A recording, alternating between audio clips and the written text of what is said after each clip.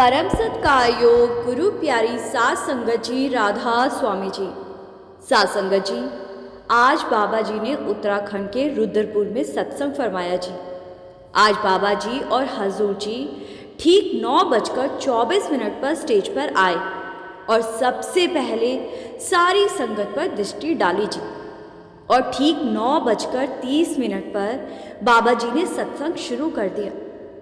आज लगभग 2.5 लाख संगत ने बाबा जी का रुद्रपुर में सत्संग सुना जी। बाबा जी ने आज तीसरी पातशाही की बानी हर की पूजा दुर्लभ है संतों पर सत्संग फरमाया जी। बाबा जी ने कहा, ये गुरु घर की बानी है। तीसरी पातशाही हमें समझाने की कोशिश कर रहे हैं कि हमें भक्ति किसकी करनी है और भक्ति के कौन से तरीके यानी कि कौन से साधन को अपनाना है जी। आज हम सारे ही अपने अपने तरीके से भक्ति कर रहे हैं। आज इंसान बाहर मुखी हुआ पड़ा है। बाबा जी ने कहा, इस संसार में अलग अलग देश और संप्रदाय हैं। सभी के अपने अपने तरीके हैं जी। सभी उस एक मालिक की भक्ति करने में लगे हुए हैं। समय समय पर संत महापुरुष हमारे दरमियान आए और बाहर मुखी साधनों का सहारा लेकर हमें उस मालिक की भक्ति करने की शिक्षा दीजिए। बाहर मुखी साधन इसलिए लिए गए थे जिससे कि हम समझ सके कि हमें उस एक मालिक की भक्ति करनी है। लेकिन आज हम उन्हीं बाहर मुखी साधनों में उलझ कर रह गए हैं जी। आज हम सत्संगों पर आते हैं और यहाँ सिर हिलाकर वापस चले जाते हैं और बाहर जाकर फिर से उन्हीं बाहर मुखी साधनों में उलझ जाते हैं। आज इंसान जो भी और जैसे भी पाठ पूजा कर रहा है उनका ताल्लुक बाहर मुखी साधनों के साथ है जी। बाबा जी ने कहा, बाहर अगर मालिक मिल जाता तो इससे आसान रास्ता तो कोई दूसरा था ही नहीं। बाबा जी ने कहा, सब किछ घर में बाहर नाही, बाहर ढूंढे सो परम भुलाई। बाबा जी ने समझाया, सब कुछ हमारे अंदर है। मालिक को अंदर ढूंढने की बजाय हम बाहर मुखी हुए पड़े। हमें कहीं बाहर जाकर माथे टेकने या नाक रगड़ने की जरूरत नहीं है जी। गुरुमुख के बताए तरीके को अपनाना है, तभी हम अपने अंदर मालिक की पहचान कर पाएंगे। आज अज्ञानता के अंधेरे के कारण हम ठोकरें खा रहे हैं, अपने अंदर मालिक की पहचान नहीं कर पा रहे। बाबा जी ने कहा, एको संगत एको गृह वसते, मिल बात न करते भाई। आत्मा और परमात्मा दोनों हमारे अंदर है, लेकिन अज्ञानता के कारण हम मालिक को अपने अंदर पहचानने की बजाय बाहर ढूंढने में लगे हुए हैं। आगे बाबा जी ने समझाया कि संतों महापुरुषों ने मालिक को याद करने के लिए अलग अलग नाम दिए थे, लेकिन असल में मालिक का ना कोई नाम है, ना कोई रंग है और ना कोई रूप है। इस सृष्टि को चलाने वाला वो एक मालिक है और हमें उसी एक की भक्ति करनी है। बाबा जी ने कहा, संसार में जितने भी धर्म है, मजहब है, कभी किसी ने ये नहीं कहा कि मालिक दो है। सबके तरीके अलग जरूर थे, लेकिन अलग अलग तरीकों से सभी ने उस एक मालिक की भक्ति का उपदेश दिया है। बाबा जी ने उदाहरण के साथ समझाया जी। जब बच्चे का जन्म होता है तो उसकी हस्ती कायम करने के लिए एक लफ्ज को बच्चे के साथ जोड़ दिया जाता है। जब भी उस नाम को याद करते हैं तो उसका ताल्लुक बच्चे के साथ होता है जी।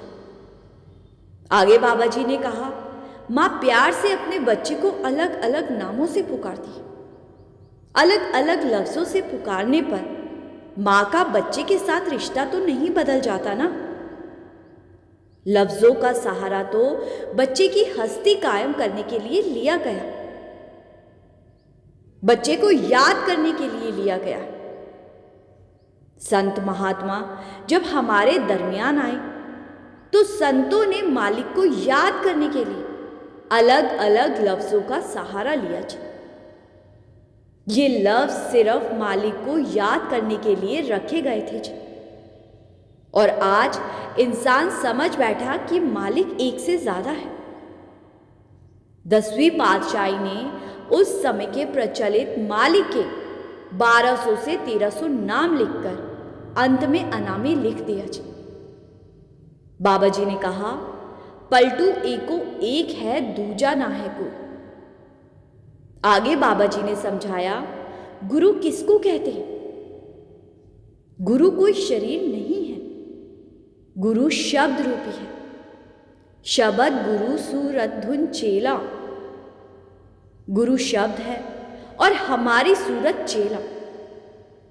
जब ध्यान को इकट्ठा करके अपने अंतर में उस धुन की पहचान कर लेंगे तो हमारी सूरत शब्द रूपी गुरु से मिल पाएगी। आगे बाबा जी ने मन की परिभाषा को बड़े ही खुलकर समझाया जी। बाबा जी ने कहा, आज हमारा मन हमारे काबू में नहीं है। हजूर जी कहा करते थे, मन से बड़ा दोस्त नहीं अगर मन काबू में है, और मन से बड़ा दुश्मन भी नहीं अगर मन काबू में नहीं है। आज इंसान जो भी कर रहा है वो मन के अधीन होकर कर रहा है।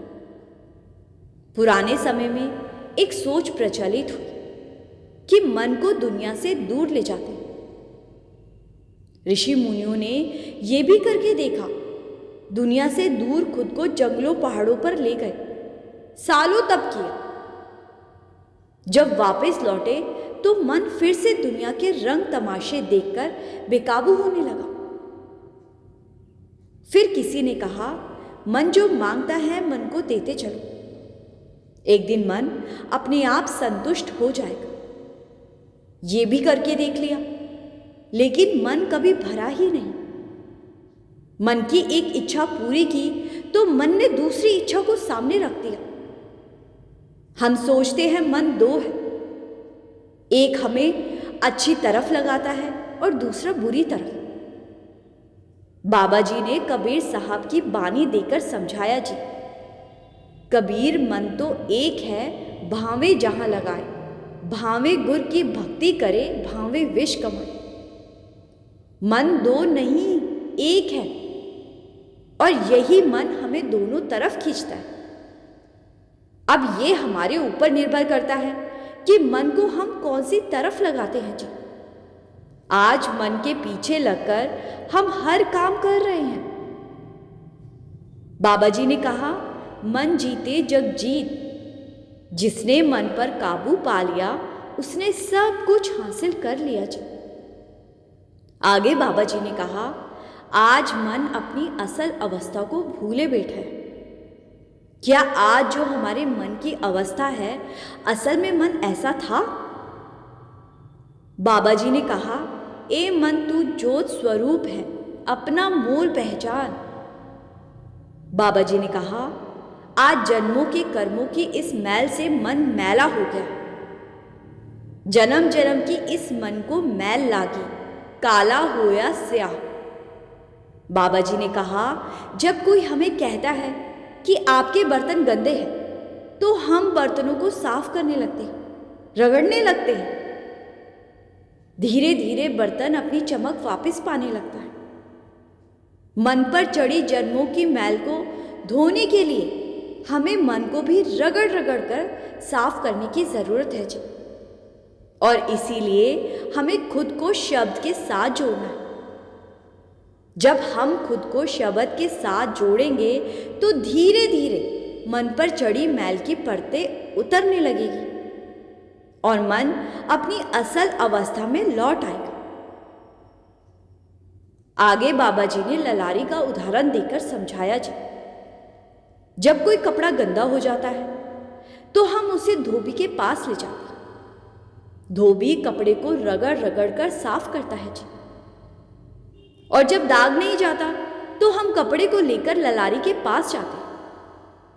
फिर ललारी कपड़े पर गूढ़ा रंग चढ़ा देता है। हमारे मन पर भी गूढ़े रंग विच रंग दियो जी, मैलियां ने साड़ियां रूहां। हमें कोई गुरुमुख ढूंढना है और उनसे वो युक्ति हासिल करनी है जिसको अपनाकर हम खुद को शब्द के साथ जोड़ सकते हैं। और जब शब्द के साथ जुड़ने लगेंगे तो मालिक के प्रेम का गूढ़ा रंग हमारे मन पर चढ़ने लगेगा जी। जब तक मन को शब्द धुन के स्वाद की मिठास का एहसास नहीं होगा, तब तक मन दुनिया के रंग तमाशों में उलझा रहेगा।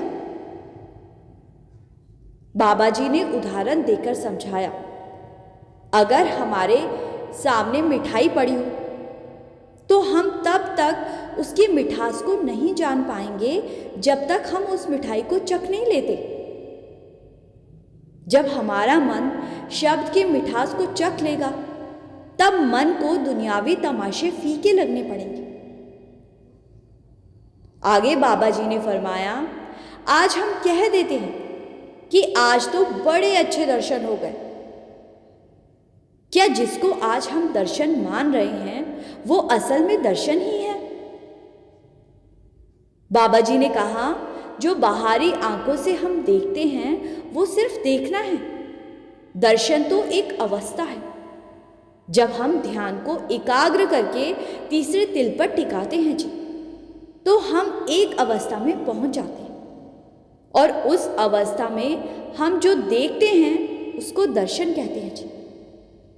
ये वो अवस्था है जहां हम अपनी सुध-बुध खो देते हैं जी और टकटकी लगाकर बस देखते ही जाते हैं। बाबा जी ने कहा, गुरु के शरीर के पीछे भागने की बजाय उस तरीके को अपनाना है जो गुरु ने बताया है जी। आज जो सामने बैठा है हम उसी के माथे टेकने लगते हैं। हजूर जी कहा करते थे, गुरु के शरीर और कपड़ों के पीछे भागने के बजाय गुरु की शिक्षा के पीछे भागना चाहिए जी। बाबा जी ने कहा, हजूर जी ने हमें 40 साल तक समझाया कि बाहर मुखी साधन सिर्फ माहौल बनाने के लिए दिए गए हैं। असल भक्ति तो ध्यान को एकाग्र करने की है, ध्यान को एकाग्र करने की करनी है। लेकिन हम फिर भी नहीं समझ सके। आगे बाबा जी ने कहा कि दर्शन दिए जाते हैं, लिए नहीं जाते। जिसको उसने दर्शन देने हैं वो 7 समुंदर पार से भी दे देगा और जिसको नहीं देने उसको सामने बिठाकर भी नहीं देने। आगे बाबा जी ने कर्मों के बारे में फरमाया जी। बाबा जी ने कहा, ये बस हम अपने आप को झूठी तसल्ली दे रहे हैं कि कहीं माथे टेकने या सरोवरों में नहा लेने से हमारे कर्मों का निपटारा हो जाएगा। कोई धार्मिक स्थानों पर नाक रगड़ रहा है तो कोई नदियों में नहा रहा है जी। इनसे बाहरी शरीर तो साफ हो जाएगा, लेकिन मन पर चढ़ी जन्मों की मैल तो तब भी साफ होगी जब हम खुद को शब्द के साथ जोड़ेंगे जी। बाबा जी ने कहा, शब्द कर्म की रेख कटाए, शब्द शब्द से जाए मिलाए। खुद को शब्द के साथ जोड़े बिना कर्मों का निपटारा नहीं होने वाला। हम सोच लेते हैं कि किसी बाबे के डेरे में चले जाएंगे तो बाबा हमारे कर्म ले लेगा। बाबा जी ने कहा, करनी आपो आपनी के नेड़े के दूर। जो कर्म हमने किए हैं उनका हिसाब दूसरा कोई नहीं दे सकता। इस संसार में हमारा सबसे करीबी रिश्ता अपने माता पिता के साथ होता है जी। हमारे माता पिता भी हमारे कर्मों का बोझ अपने ऊपर नहीं ले सकते। बाबा जी ने कहा, कबीर साहब ने भी कहा है, जैसी करनी वैसी भरनी। बाबा जी ने कहा, कर्म ना तो कोई हमसे ले सकता है और ना अपने कर्म हमें दे सकता है। गुरु या बाबा हमें सिर्फ एक ही रास्ता दिखा सकता है। आखिर में मेहनत तो हमें ही करनी पड़ेगी। बाबा जी ने कहा, आज इंसान मंदिरों में जाकर मालिक की खोज करता है। मंदिर किसको कहते हैं? मंदिर का मतलब है मन के अंदर। बाइबल में भी लिखा है, we are the temple of God. हमारा मन ही उस मालिक का घर है जी। पुराने समय में एक कमरे को ध्यान लगाने के लिए इस्तेमाल में लिया जाता था। आगे चलकर उस कमरे को सबने मंदिर कहना शुरू कर दिया। फिर उस जगह पर इंसान माथे टेकने लगा और अपने आप को तसल्ली देने लगा कि यही असल भक्ति है। उस कमरे को इसीलिए बनाया जाता था कि इंसान दुनिया के शोर शराबे से दूर होकर मालिक की याद में कुछ देर बैठ सके, ध्यान को इकट्ठा कर सके। आज वहां जाकर ध्यान को इकट्ठा करने की बजाय कोई नाक रगड़ रहा है तो कोई माथे टेक रहा है। क्या ये सब करने से हम कभी उस मालिक को हासिल कर पाएंगे? बाबा जी ने कहा, मालिक को पाने का सिर्फ एक ही जरिया है और वो है भजन सिमरन। ध्यान को इकट्ठा करके तीसरे तिल पर टिकाना है और उस मालिक की पहचान करनी है जी। दूसरा कोई जरिया नहीं है।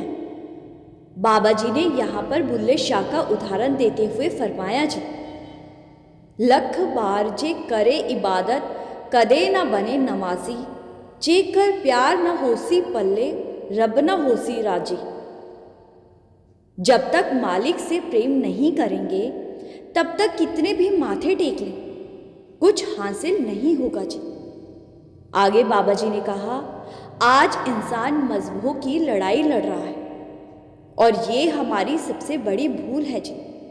बाबा जी ने कहा, मजहब नहीं सिखाता आपस में बैर रखना। इस संसार में जितने भी धर्म, मजहब, जात पात है वो मालिक ने नहीं बनाए। इंसान ने अपने स्वार्थ के लिए खुद को धर्मों जातों में बांट लिया है और जो चीज बांटी नहीं जा सकती थी उस मालिक को भी बांट कर बैठ गया है। जब कुदरत कुछ देने से पहले कोई फर्क नहीं करती तो हम क्यों फर्क करते हैं? इस सृष्टि की रचना करने वाला वो मालिक है और वो ही सबसे ताकतवर है। इस सृष्टि को मालिक ने नाम रूपी धागे से पिरोया है। मालिक पल में इस सृष्टि को खत्म कर सकता है और पल में ही फिर से बना भी सकता है। आज हम भेदभाव करते हैं, दूसरों से ईर्ष्या करते हैं। जब उस मालिक के घर जाएंगे तो हमारी पहचान हमारे धर्म या जात से नहीं होगी। बाबा जी ने कहा, अमला उत्ते होंगे नवेड़े खड़गियां रैणगियां जाता। वहां हमारी पहचान नाम की कमाई से होगी।